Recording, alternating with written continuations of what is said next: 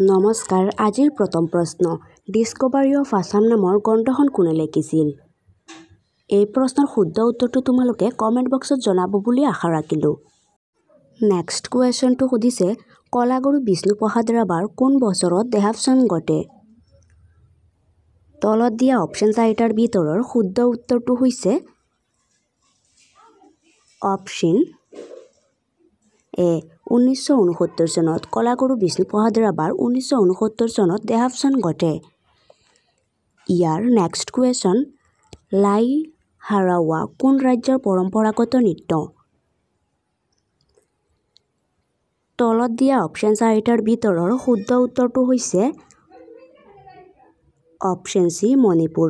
লাও হাৰাৱা মণিপুৰ ৰাজ্যৰ পৰম্পৰাগত নৃত্য। ইয়াৰ নেক্সট কুৱেশ্যনটো সুধিছে,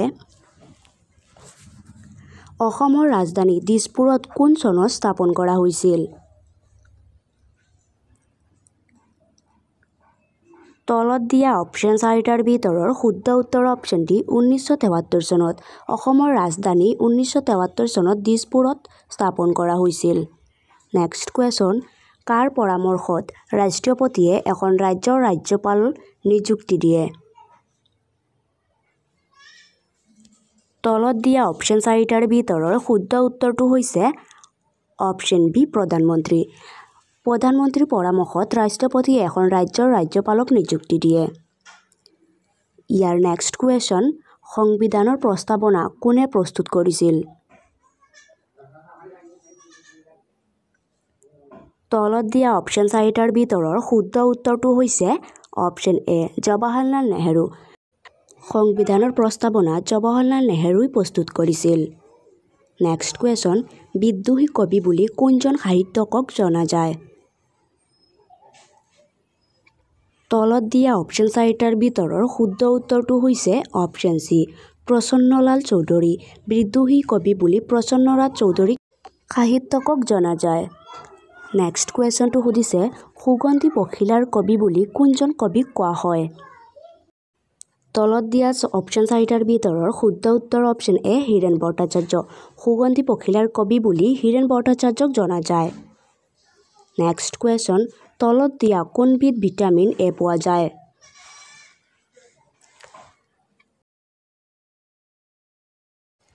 তলত দিয়া অপশ্যন চাৰিটাৰ ভিতৰৰ শুদ্ধ উত্তৰটো হৈছে অপশ্যন বি গাজৰ।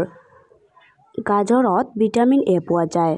নেক্সট কুৱেশ্যন, অসমৰ কোন ঠাইত বন গৱেষণা কেন্দ্ৰ আছে? তলত দিয়া অপশ্যন চাৰিটাৰ ভিতৰৰ শুদ্ধ উত্তৰটো হৈছে অপশ্যন চি যোৰহাট। অসমৰ যোৰহাট বন গৱেষণা কেন্দ্ৰ আছে। নেক্সট কুৱেশ্যন, লৰ্ড কাৰ্জনে কিমান চনত কাজিৰঙাক সংৰক্ষিত অঞ্চল বুলি ঘোষণা কৰিছিল? তলত দিয়া অপশ্যন চাৰিটাৰ ভিতৰৰ শুদ্ধ উত্তৰটো হৈছে অপশ্যন এ 1904 চনত। লৰ্ড কাৰ্জনে 1904 চনত কাজিৰঙাক সংৰক্ষিত অঞ্চল বুলি ঘোষণা কৰিছিল।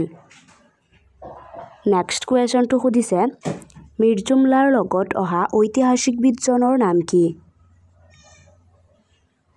তলত দিয়া অপশ্যন চাৰিটাৰ ভিতৰৰ শুদ্ধ উত্তৰটো হৈছে অপশ্যন বি হিচাবুদ্দিন তালিছ। মিৰ্জুমলাৰ লগত অহা ঐতিহাসিকবিদৰ নাম হিচাবুদ্দিন তালিছ।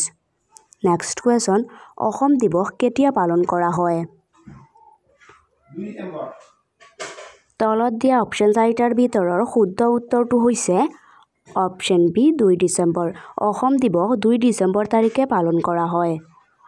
নেক্সট কুৱেশ্যন, কৌৰৱ ৰাজকুমাৰ দুৰ্যোধনৰ লগত বিয়া দিয়া বগদত্তৰ কন্যাৰ নাম কি? তলত দিয়া অপশ্যন চাৰিটাৰ ভিতৰৰ শুদ্ধ উত্তৰটো হৈছে অপশ্যন এ ভানুমতী। কৌৰৱ ৰাজকুমাৰৰ দুৰ্যোধনৰ লগত বিয়া দিয়া বগদত্তৰ কন্যাৰ নাম আছিল ভানুমতী। নেক্সট কুৱেশ্যনটো সুধিছে, 2024 বৰ্ষৰ উইকেণ্ড শান্তি সন্মিলন কোনখন দেশত আয়োজিত হ'ব? তলত দিয়া অপশ্যন চাৰিটাৰ ভিতৰৰ শুদ্ধ উত্তৰটো হৈছে অপশ্যন চি ছুইজাৰলেণ্ড। 2024 বৰ্ষত উইকেণ্ড শান্তি সন্মিলন ছুইজাৰলেণ্ডৰ দেশত আয়োজিত হ'ব। নেক্সট কুৱেশ্যন, উত্তৰ পূৰ্বাঞ্চলৰ কোনখন ৰাজ্যত চড়ক উৎসৱ উদযাপন কৰা হয়? তলত দিয়া অপশ্যন চাৰিটাৰ ভিতৰৰ শুদ্ধ উত্তৰটো হৈছে অপশ্যন বি অৰুণাচল প্ৰদেশ। উত্তৰ পূৰ্বাঞ্চলৰ অৰুণাচল প্ৰদেশ ৰাজ্যত চড়ক উৎসৱ উদযাপন কৰা হয়। নেক্সট কুৱেশ্যন, অসমৰ বাহিৰত প্ৰকাশ পোৱা প্ৰথম অসমীয়া আলোচনীখনৰ নাম কি? তলত দিয়া অপশ্যন চাৰিটাৰ ভিতৰৰ শুদ্ধ উত্তৰটো হৈছে অপশ্যন বি জোনাকী। অসমৰ বাহিৰত প্ৰকাশ পোৱা প্ৰথম অসমীয়া আলোচনীখন হৈছে জোনাকী। ইয়াৰ নেক্সট কুৱেশ্যনটো সুধিছে অন্তৰীপ গ্ৰন্থখনৰ গ্ৰন্থকাৰ কোন? তলত দিয়া অপশ্যন চাৰিটাৰ ভিতৰৰ শুদ্ধ উত্তৰটো হৈছে অপশ্যন এ ভৱেন্দ্ৰনাথ শইকীয়া। অন্তৰীপ গ্ৰন্থখনৰ গ্ৰন্থকাৰ হৈছে ভৱেন্দ্ৰনাথ শইকীয়া। নেক্সট কুৱেশ্যন, আপোন সুৰ গ্ৰন্থখনৰ গ্ৰন্থকাৰ কোন? তলত দিয়া অপশ্যন চাৰিটাৰ ভিতৰৰ শুদ্ধ উত্তৰটো হৈছে অপশ্যন বি যতীন্দ্ৰনাথ দুৱৰা। আপোন সুৰ গ্ৰন্থখনৰ গ্ৰন্থকাৰ হৈছে যতীন্দ্ৰনাথ দুৱৰা। নেক্সট কুৱেশ্যন, অসমৰ বাহিৰৰ শিল্পীয়ে অভিনয় কৰা প্ৰথম অসমীয়া ছবি কোনখন? তলত দিয়া অপশ্যন চাৰিটাৰ ভিতৰৰ শুদ্ধ উত্তৰটো হৈছে অপশ্যন বি এৰাবাটৰ সুৰ। অসমৰ বাহিৰৰ শিল্পীয়ে অভিনয় কৰা প্ৰথম অসমীয়া ছবিখন হৈছে এৰাবাটৰ সুৰ। নেক্সট কুৱেশ্যন, দিল্লী উচ্চ ন্যায়ালয় কোন চনত স্থাপন হৈছিল? তলত দিয়া অপশ্যন চাৰিটাৰ ভিতৰৰ শুদ্ধ উত্তৰটো হৈছে অপশ্যন চি 1966 চনত। দিল্লীত উচ্চ ন্যায়ালয় 1966 চনত স্থাপন হৈছিল। ইয়াৰ নেক্সট কুৱেশ্যনটো সুধিছে মধ্যপ্ৰদেশৰ ৰাজধানী কি? তলত দিয়া অপশ্যন চাৰিটাৰ ভিতৰৰ শুদ্ধ উত্তৰটো হৈছে অপশ্যন এ ভোপাল। মধ্যপ্ৰদেশৰ ৰাজধানী হৈছে ভোপাল। ইয়াৰ নেক্সট কুৱেশ্যনটো সুধিছে গোৱাৰ ৰাজধানী কি? তলত দিয়া অপশ্যন চাৰিটাৰ ভিতৰৰ শুদ্ধ উত্তৰটো হৈছে অপশ্যন বি পানাজী। গোৱাৰ ৰাজধানী হৈছে পানাজী। নেক্সট কুৱেশ্যন, সম্ৰাট অশোক কি সাম্ৰাজ্যৰ বিখ্যাত ৰজা আছিল? তলত দিয়া অপশ্যন চাৰিটাৰ ভিতৰৰ শুদ্ধ উত্তৰটো হৈছে অপশ্যন এ মৌৰ্য সাম্ৰাজ্য। সম্ৰাট অশোক মৌৰ্য সাম্ৰাজ্যৰ বিখ্যাত ৰজা আছিল। নেক্সট কুৱেশ্যন, কোন চনত ভাৰতৰ জল প্ৰদূষণ প্ৰতিৰোধ আইন গৃহীত হয়? তলত দিয়া অপশ্যন চাৰিটাৰ ভিতৰৰ শুদ্ধ উত্তৰটো হৈছে অপশ্যন চি 1974 চনত। 1974 চনত ভাৰতৰ জল প্ৰদূষণ বিৰোধ গৃহীত আইন হয়। ইয়াৰ নেক্সট কুৱেশ্যন, কোন বছৰত ৰামকৃষ্ণ মিছন প্ৰতিষ্ঠা হৈছিল? তলত দিয়া অপশ্যন চাৰিটাৰ ভিতৰৰ শুদ্ধ উত্তৰটো হৈছে অপশ্যন এ 1897 চনত। 1897 চনত ৰামকৃষ্ণ মিছন প্ৰতিষ্ঠা হৈছিল। নেক্সট কুৱেশ্যন, অসমৰ কোনটো অংশত বৰষুণৰ পৰিমাণ অতি কম? তলত দিয়া অপশ্যন চাৰিটাৰ ভিতৰৰ শুদ্ধ উত্তৰটো হৈছে অপশ্যন বি লামডিং। ইয়াৰ নেক্সট কুৱেশ্যনটো সুধিছে মেকমোহন ৰেখাই তলৰ কোন দুখন দেশক ভাগ কৰে? তলত দিয়া অপশ্যন চাৰিটাৰ ভিতৰৰ শুদ্ধ উত্তৰটো হৈছে অপশ্যন এ ভাৰত আৰু চীন। মেকমোহন ৰেখাই ভাৰত আৰু চীন দুখন দেশক ভাগ কৰে। নেক্সট কুৱেশ্যন, ভাৰতীয় সংবিধানৰ কোনটো অনুচ্ছেদে মৌলিক কৰ্তব্যৰ বিষয়ে আলোচনা কৰে?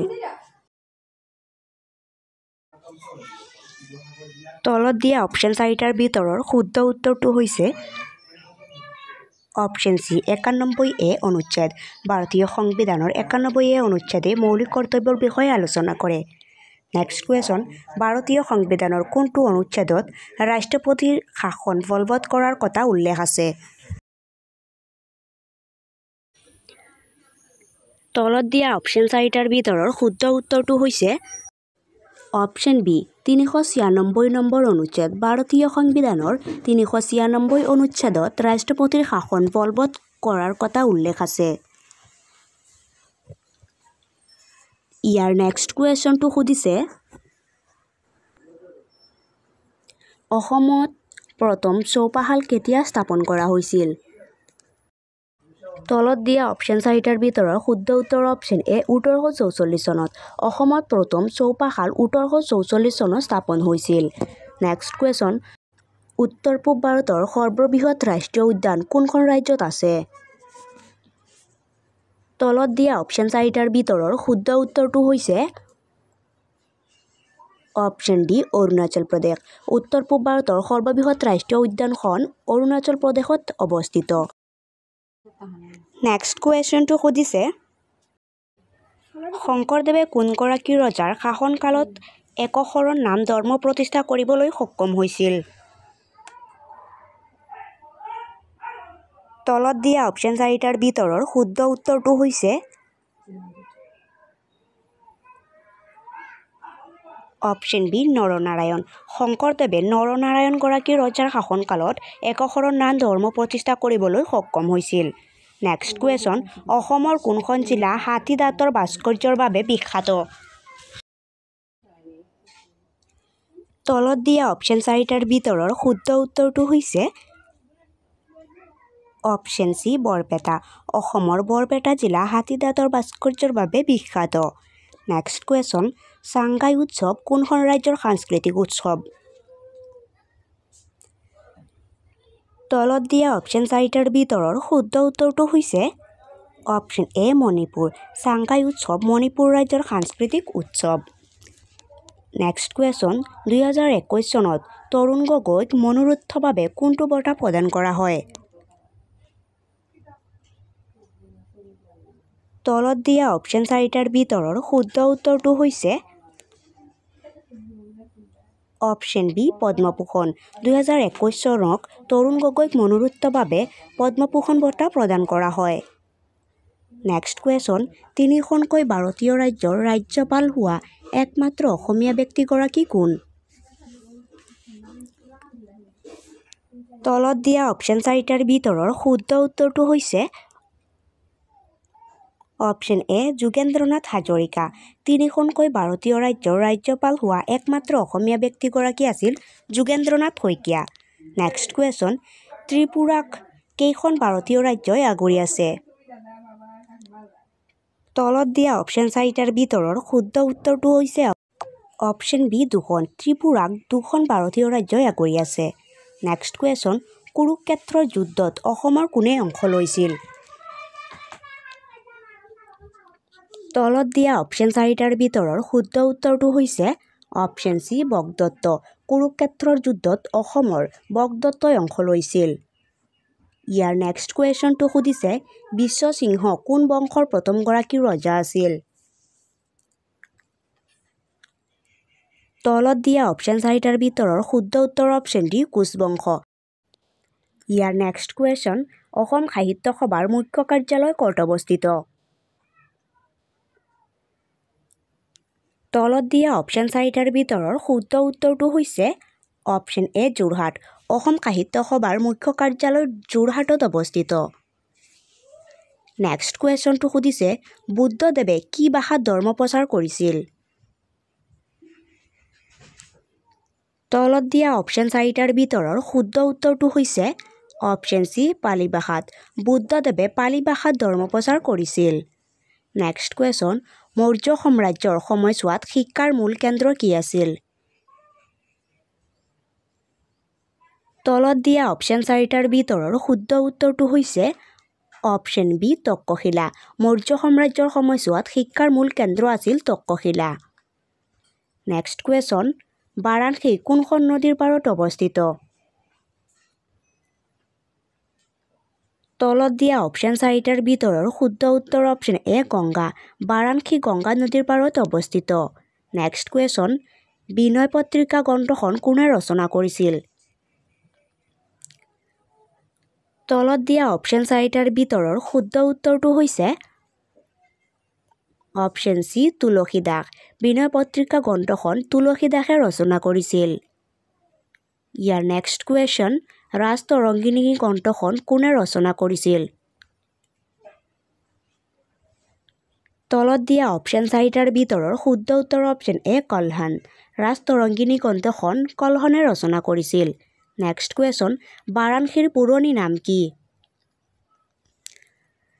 তলত দিয়া অপশ্যন চাৰিটাৰ ভিতৰৰ শুদ্ধ উত্তৰটো হৈছে অপশ্যন বি বেনাৰস বাৰাণসীৰ পুৰণি নাম হৈছে বেনাৰস ইয়াৰ নেক্সট কুৱেশ্যনটো সুধিছে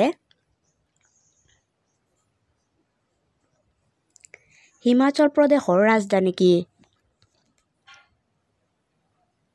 তলত দিয়া অপশ্যন চাৰিটাৰ ভিতৰৰ শুদ্ধ উত্তৰটো হৈছে অপশ্যন বি চিমলা হিমাচল প্ৰদেশৰ ৰাজধানী হৈছে চিমলা নেক্সট কুৱেশ্যন তেলেংগানাৰ ৰাজধানী কি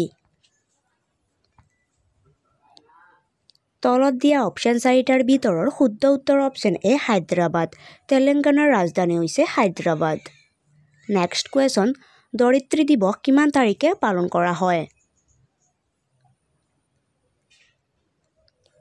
তলত দিয়া অপশ্যন চাৰিটাৰ ভিতৰৰ শুদ্ধ উত্তৰ অপশ্যন এ 22 এপ্ৰিল ধৰিত্ৰী দিৱস 22 এপ্ৰিল তাৰিখে পালন কৰা হয় নেক্সট কুৱেশ্যন বিশ্ব বেংকৰ মুখ্য কাৰ্যালয় ক'ত অৱস্থিত তলত দিয়া অপশ্যন চাৰিটাৰ ভিতৰৰ শুদ্ধ উত্তৰ অপশ্যন বি ৱাশ্বিংটন বিশ্ব বেংকৰ মুখ্য কাৰ্যালয় ৱাশ্বিংটনত অৱস্থিত নেক্সট কুৱেশ্যন 1948 চনত স্বাধীন ভাৰতৰ কোনে প্ৰথম অসম বাজেট দাখিল কৰিছিল তলত দিয়া অপশ্যন চাৰিটাৰ ভিতৰৰ শুদ্ধ উত্তৰটো হৈছে অপশ্যন চি বিষ্ণুৰাম মেধি 1948 চনত স্বাধীন ভাৰতক বিষ্ণুৰাম মেধিয়ে প্ৰথম অসম বাজেট দাখিল কৰিছিল নেক্সট কুৱেশ্যন পোংগল কোনখন ৰাজ্যৰ উৎসৱ তলত দিয়া অপশ্যন চাৰিটাৰ ভিতৰৰ শুদ্ধ উত্তৰ অপশ্যন এ তামিলনাডু পোংগল তামিলনাডু ৰাজ্যৰ উৎসৱ নেক্সট কুৱেশ্যনটো সুধিছে হাড়ৰ পৰা কি মৌল পোৱা যায় তলত দিয়া অপশ্যন চাৰিটাৰ ভিতৰৰ শুদ্ধ উত্তৰটো হৈছে অপশ্যন বি ফছফৰাছ হাড়ৰ পৰা ফছফৰাছ মৌল পোৱা যায় নেক্সট কুৱেশ্যন ভাৰতৰ বৃহত্তম চিৰিয়াখানা ক'ত অৱস্থিত তলত দিয়া অপশ্যন চাৰিটাৰ ভিতৰৰ শুদ্ধ উত্তৰটো হৈছে অপশ্যন ডি কলকাতা ভাৰতৰ বৃহত্তম চিৰিয়াখানাখন কলকাতাত অৱস্থিত ইয়াৰ নেক্সট কুৱেশ্যনটো সুধিছে মহাত্মা গান্ধীয়ে কোন চনত অসহযোগ আন্দোলন আৰম্ভ কৰিছিল তলত দিয়া অপশ্যন চাৰিটাৰ ভিতৰৰ শুদ্ধ উত্তৰটো হৈছে অপশ্যন বি 1920 চনত মহাত্মা গান্ধীয়ে 1920 চনত অসহযোগ আন্দোলন আৰম্ভ কৰিছিল নেক্সট কুৱেশ্যন কোন চনত ব্ৰিটিছ ৰাওলাট আইন গৃহীত কৰিছিল তলত দিয়া অপশ্যন চাৰিটাৰ ভিতৰৰ শুদ্ধ উত্তৰটো হৈছে অপশ্যন এ 1919 চনত 1919 চনত ব্ৰিটিছ ৰাওলাট আইন গৃহীত কৰিছিল নেক্সট কুৱেশ্যন চাইমন কমিছনে কোন চনত ভাৰত ভ্ৰমণ কৰিছিল তলত দিয়া অপশ্যন চাৰিটাৰ ভিতৰৰ শুদ্ধ উত্তৰটো হৈছে অপশ্যন চি 1928 চনত চাইমন কমিছনে 1928 চনত ভাৰত ভ্ৰমণ কৰিছিল নেক্সট কুৱেশ্যন ভাৰতৰ কিমানখন ৰাজ্যই বাংলাদেশৰ সৈতে সীমা ভাগ কৰে তলত দিয়া অপশ্যন চাৰিটাৰ ভিতৰৰ শুদ্ধ উত্তৰটো হৈছে অপশ্যন এ 5খন ভাৰতৰ 5খন ৰাজ্যই বাংলাদেশৰ সৈতে সীমা ভাগ কৰে ইয়াৰ নেক্সট কুৱেশ্যনটো সুধিছে কোনটো গ্ৰহক পৃথিৱীৰ যমজ ভগ্নী বুলি কোৱা হয় তলত দিয়া অপশ্যন চাৰিটাৰ ভিতৰৰ শুদ্ধ উত্তৰ অপশ্যন বি শুক্ৰ গ্ৰহক পৃথিৱীৰ যমজ ভগ্নী বুলি কোৱা হয়